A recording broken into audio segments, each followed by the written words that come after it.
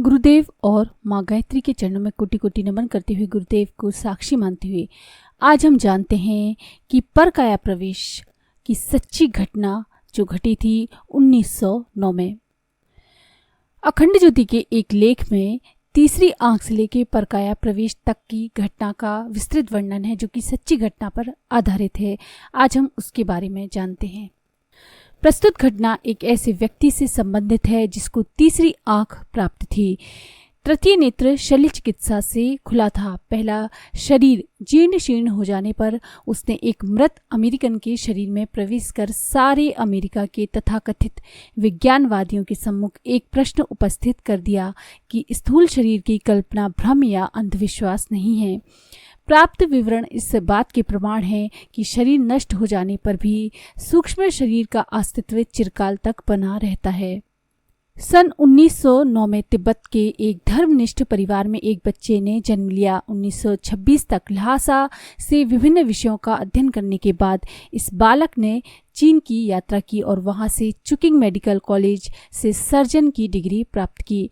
Doctor बनने के बावजूद युवक की रुचि सदैव हवा में उड़ने की हुआ करती थी, सो उसने वायुसेना में कमीशन प्राप्त करने का प्रयास किया। उसमें सफलता भी मिली और वह फ्लाइंग डॉक्टर बन भी गया। 1937 के युद्ध में वह जापान द्वारा बंदी बना लिया गया। बंदी जीवन में उसने भरपूर यातनाएं झेली, पर निराश होना तो उसने सीखा ही नहीं था। एक दिन चुपचाप जापानियों की कैद से निकलकर भागा और यहीं से इस युवक के एक विचित्र जीवन की शुरुआत हो गई। अनेक यूरोपीय देशों का भ्रमण करने के बाद युवक पुनः तिब्बत लौट आया। सांसारिक यातनाओं से थके व्यक्ति को भगवान की याद आती है और तब वह अपने आप को एक नए आध्यात्मिक वातावरण में अनुभव करता है। इससे उसकी सूक्ष्म एवं अदृश्य अतिमानसिक शक्तियों का विकास होता है। स्वामी नारायण नंद ने कुंडलिनी शक्ति के जागरण की साधनाओं का उल्लेख करते हुए लिखा है कि यदि व्यक्ति किसी भी परिस्थिति में केवल सत्य बोलने का प्रण कर ले, गुरु में इतनी निष्ठा जम जाए कि वह अपना शरीर मांगे तो वह भी देते हुए हिचक न आए, तो ऐसे व्यक्ति की कुंडलिनी शक्ति का अनायास जागरण हो जाता है। शक्ति संस्थान के जागरण के इन कारणों में अत्यधिक यातना से पीड़ित होना भी शामिल है। संभवतः अध्यात्मवादी इसी कारण केवल दुख की कामना करते हैं, क्योंकि उससे आत्मा को ब्रह्म से जोड़ने वाली शक्ति रेखा का आचरण संभव हो जाता है। इस युवक के साथ प्रत्यक्षतः कुछ ऐसा ही हुआ। उसकी सुषुम्ना नाड़ी प्रायः दिन भर चलती रहती थी, जिससे उसमें आध्यात्मिक विचारों की एक ना टूटने वाली धारा बहने लगी और इसी सतत आध्यात्मिकता ने उसमें कठिन योग साधनाओं का साहस पैदा कर दिया। तिब्बती योग साधनाओं सिद्धि चमत्कारों का गढ़ माना जाता है। तिब्बत के ज्योतिषी और योगी विश्व विख्यात हैं। ये युवक जब बच्चा ही था, अनेक ज्योतिषियों ने उसके बारे में घोषणा की कि वह लामा अवतार है, एक दिन प्रसिद्ध योगी बनेगा और पश्चिम में जाकर वहाँ की छिन्न भिन्न धार्मिक आस्थाओं को नया जीवन देगा और उन्हें पूर्वीय दर्शन की ओर मोड़ने में समर्थ होगा। तिब्बत लौटने पर जब उसने शक्ति जागरण की कठिन साधनाएं प्रारंभ की, तभी से उसके संबंध में की गई भविष्यवाणियां सच होने लगी। ये युवक और कोई नहीं, सुप्रसिद्ध योगी और अतीन्द्रिय दृष्टा श्री टू जडे लोपसांग रंपा है, जो इन दिनों 1972 के आसपास मॉन्ट्रियल में निवास करते थे और जहां उनके अनुयायी की संख्या हजारों तक है। शक्ति साधनाओं के लिए जहां साधक का मनोबल आवश्यक होता है, वहां उसकी शारीरिक क्षमताओं का भी प्रौढ़ एवं परिपुष्ट होना भी आवश्यक है। आग के पास, ठंडे जल के अंदर, तेज हवा के प्रवाह में अथवा जमीन के अंदर गढ़कर शरीर एक निश्चित बर्दाश्त की सीमा तक ही स्थिर रह सकता है। फिर यदि शक्तियां शरीर के अंदर जागृत हो रही हों तो उन्हें सीखने के लिए शरीर के सूक्ष्म कोश तैयार ना हो तो वह महत्वपूर्ण शक्तियां अपने लिए ही घातक बन जाती हैं। इसलिए रोगी शरीर के लिए योग साधनाएं निषिद्ध हैं। साधना के क्रम में यही अड़चन श्री रंपा के सम्मुख भी आई। उनके साधना गुरु ने स्पष्ट कह दिया कि अब आपका शरीर उच्च स्तरीय योग साधना के उपयुक्त नहीं रहा। प्राणायाम के विभिन्न प्रकार के अभ्यास द्वारा श्री रंपा अब तक प्राणों पर नियंत्रण करना सीख चुके थे। ठीक उसी समय उनके लामा गुरु ने उनकी तीसरी आंख का ऑपरेशन किया। मस्तिष्क के अग्रभाग में जहां दो हड्डियां मिलकर आर्टिक कैजमा बनाती हैं, उसके ठीक सामने दोनों बाहों के मध्य एक विशेष प्रकार का द्विदल चक्र होता है। इसके जाग जाने पर योगी संसार के किसी भी भूभाग की हलचल को ऐसे ही देख सुन सकता है जैसे वह किसी सिनेमा के पर्दे पर चित्र देख रहा हो।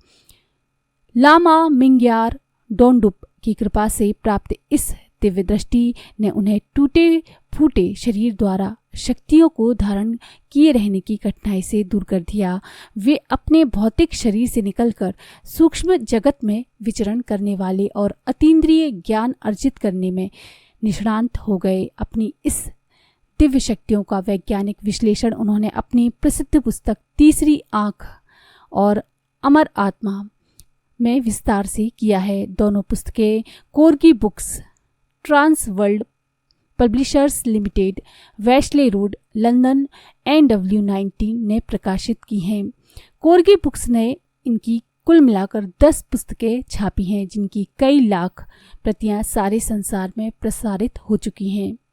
एक दिन की बात है, श्री लोब्सांग रंपा अपने सूक्ष्म शरीर से आकाश में परिभ्रमण कर रहे थे। इंग्लैंड के टेक्सटिटन नगर का एक अंग्रेज कलाकार उस दिन एक पेड़ की डाल पर बैठा कागज पर सीनरी उतार रहा था। उसका नाम था साइरिन हॉसिंग्स। हॉसिंग्स बेखबर चित्र बना रहा था। तभी पेड़ की शाखा फट गई और वह धड़ाम से नीचे जमीन पर जा गिरा। जमीन पर गिरते ही उसके प्राण पखेरु शरीर छोड़कर चलते बने। हृदय में आकस्मिक धक्का लगने से प्राणों ने क्षुब्ध होकर अपना स्थान छोड़ तो दिया प्राण, लेकिन होसिंग्स के शरीर में कोई विशेष खराबी नहीं आई।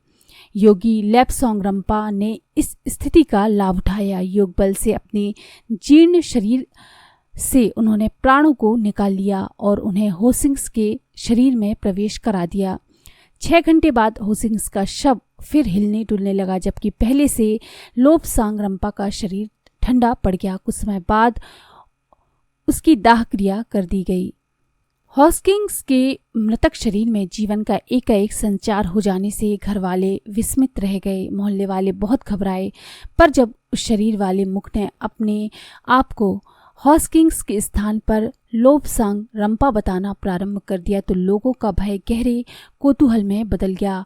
कुछ दिन तक तो लोगों का अनुमान यही बना रहा कि हॉस्किंग्स चोट खाकर मरने के बाद जिया है, इसी से उसका मस्तिष्क विकृत हो गया है। पर जब रंपा ने अपने विगत जीवन का श्रृंखलाबद्ध इतिहास बताना शुरू किया और खोज करने पर न केवल पिछली बातें सच पाई गई वरन उसका पिछला शब्द भी मिल गया, तो लोगों का अविश्वास विश्वास में बदलने लगा। इसका एक कारण और भी था, वह श्री लोब्सांग रंपा का था तृतीय नेत्र। अपने सूक्ष्म ज्ञान द्वारा जब उन्होंने कितने ही लोगों का भविष्य अक्षरशः सत्य पढ़ दिया तो लोगों को विश्वास हो गया कि प्राण परिवर्तन और शरीर में दिव्य यौगिक शक्तियों जैसी मान्यताओं का कुछ न कुछ वैज्ञानिक आधार है। भले ही विज्ञान अभी तक उन बारीकियों तक पहुंच ना पाया हो, विज्ञान की खोजों का जो क्रम चल रहा है वह भी उसकी अपूर्णता और अज्ञात में छिपे किसी न किसी रहस्य का ही प्रतिपादन करता है। प्राण विद्या और अध्यात्म विद्या के ये रहस्य ही मानव जीवन को सही दिशाएं दे पाते हैं। इसी कारण भारतीय तत्व वेत्ताओं ने जितना जोर तत्व दर्शन पर दिया उतना भौतिकवाद पर नहीं। अब श्री रंपा अतीन्द्रिय विज्ञान पर शोध कर अपने अनुभवों से जिज्ञासुओं को लाभान्वित आगे वो करते रहे। तो ये है तृतीय नेत्र खुलने की अद्भुत घटना और परकाया प्रवेश की घटना साथ साथ। तो ये सच्ची घटना पर आधारित है। तो अगर आपको ये जानकारी पसंद आई तो प्लीज़ लाइक करें, शेयर करें, सब्सक्राइब करें मेरे चैनल को। धन्यवाद।